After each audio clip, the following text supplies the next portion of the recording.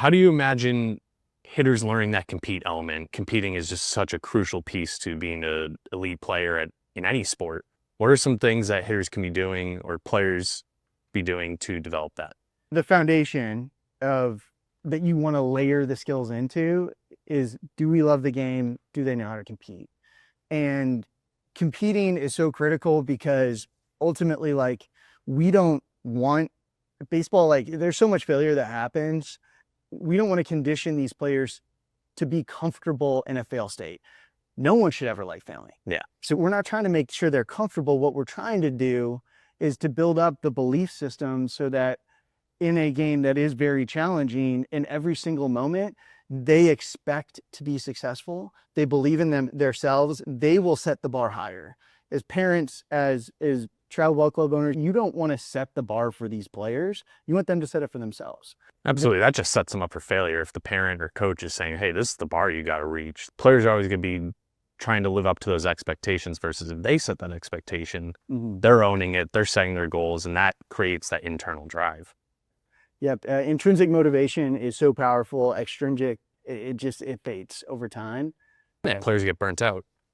Exactly. And so one of the ways in which, like, when you start to expect to dominate, expect to do well, it feeds the whole ecosystem of what it takes to be successful in the game. And I've seen it firsthand. I had a chance to hit with Dustin Pedroia at one point, and it was so clear what made him different than everyone else. It was like, in a round of batting practice, if he mishit a ball, it wasn't a mishit. It was all focused on, I'm a guy that hits line drives. I do this. If I'm 0 for 3, there's no way that my next at bat, I don't get a hit. I don't barrel a baseball, because that pitcher, if I'm 0 for 3, that pitcher's in trouble, because I never have bad days. It was very clear. Like, he was a fierce competitor in every world. Yeah. And you felt that. Even you hit with him for 15 minutes, you felt that.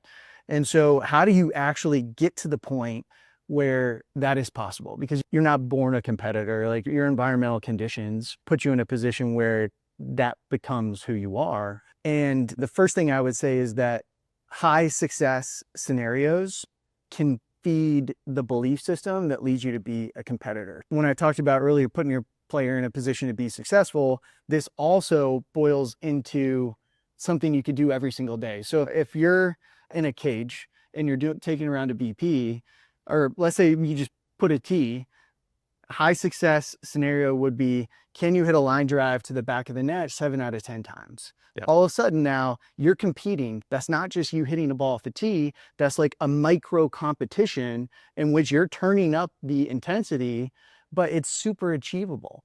And so all of a sudden now it's, okay, you went 7 out of 10. Can you do 8 out of 10? And you start, like, now building this armor around you. Hey, you're moving that standard. Everything you're doing. Everything you're doing, you're competing at, and you're winning, and you're having success. And those are like low stakes, high success scenarios that are something that I think we skip over, and we just go through the motions as when we're in practice in these moments in which we could be building up these belief systems. Yep. And so if you're building out a practice plan, if you're someone that's like the architect of what a player is doing, there should never be a situation in which you're not turning that activity system into an opportunity to create a moment of a win for a player.